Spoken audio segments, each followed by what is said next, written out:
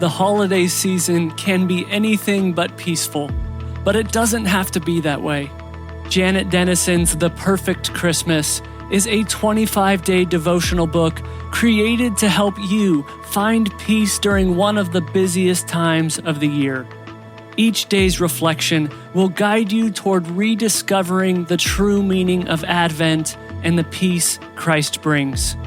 We'd love to send you this devotional as a thank you for supporting Denison Forum and helping us continue providing biblical resources. Your generosity enables you and others to approach the news with a fresh, faith-based perspective. So visit supportdf.org today to give and get your copy of The Perfect Christmas. That's supportdf.org, and you'll find the link in today's show notes. Make this Christmas one filled with peace, not panic. Get your copy of The Perfect Christmas devotional book today.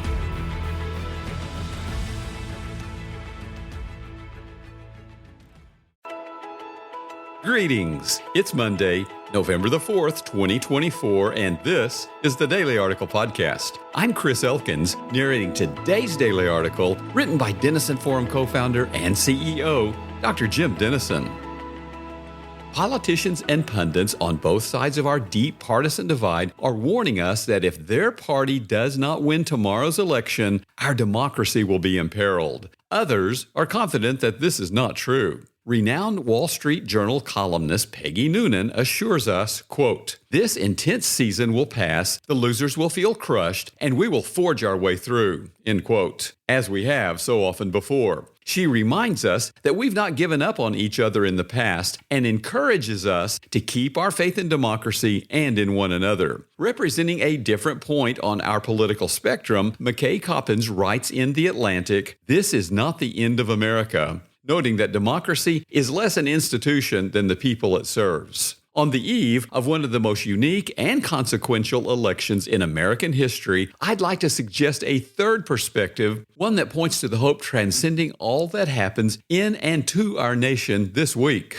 America's founders were vitally aware of two competing realities. On one hand, as our Declaration of Independence declares, all men are created equal, an expression of the biblical fact from Genesis 1, verse 27, that God created man in his own image. At the same time, they knew as fallen people, none of us could be trusted with autonomous power. That's why they created three separate but equal branches of government, each holding the other in check. This system can produce gridlock and 50-50 political divisions that some lament, but as political analyst Yuval Levin has noted, it also ensures that all are represented and none of us can have an unfair monopoly over others. Of the three forms of governance, autocracy, theocracy, and democracy, the third is truest to our sacred but fallen human nature. The first, autocracy, depends on a single individual to rule well. The second, theocracy, depends on humans to infallibly interpret and exercise the divine will. The third, democracy, depends on humans governing themselves and each other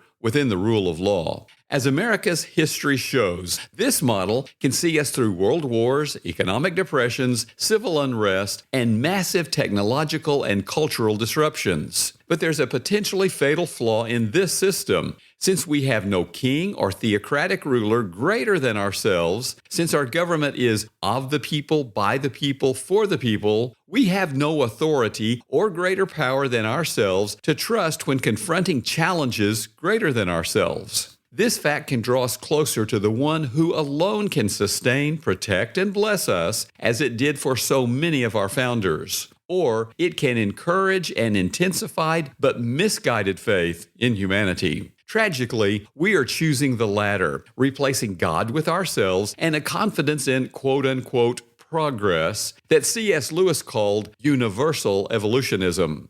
He described it this way: the very formula of universal progress is from imperfect to perfect, from small beginnings to great endings, from the rudimentary to the elaborate, the belief which makes people find it natural to think that morality springs from savage taboos, adult sentiment from infantile sexual maladjustments, thought from instinct, mind from matter, organic from inorganic, cosmos from chaos. Continuing, according to Lewis, this is perhaps the deepest habit of mind in the contemporary world, end quote. In this view, science and human efforts will solve our problems and things will inevitably get better. But things are not inevitably getting better. In recent days, we've learned more about the threats of generative AI, another potential pandemic, Iranian nuclear weapons, North Korean missiles, Russian bioweapons, Chinese space weapons, continued terrorism, the rise of global war, and the growing menace of nuclear annihilation. No wonder Americans are reportedly weary, troubled, and nervous, and more fearful about the future than at any time in recent history. It's not just that the threats seem greater, they are exposing the fallacy of trusting in ourselves to face them. The Wisdom of Sirach is a 2nd century BC book included in some versions of the Bible. Whether it should be considered canonical or not, its warning is both prescient and relevant. From this book, we read in chapter 5, verses 1 through 3. Do not rely on your wealth or say, I have enough. Do not follow your inclination and strength in pursuing the desires of your heart. Do not say, who can have power over me? End quote. A better approach is to declare with the prophet Isaiah, behold, God is my salvation. I will trust and will not be afraid. For the Lord God is my strength and my song, and he has become my salvation. Isaiah 12, verse 2. In Brave by Faith, God-Sized Confidence in a Post-Christian World, pastor and author Alistair Begg writes, God's kingdom and not my nation is where we belong and where we will be at home, and if we confess the two, we open ourselves up to confused loyalties and a compromised faith. We are in Babylon, and God is sovereign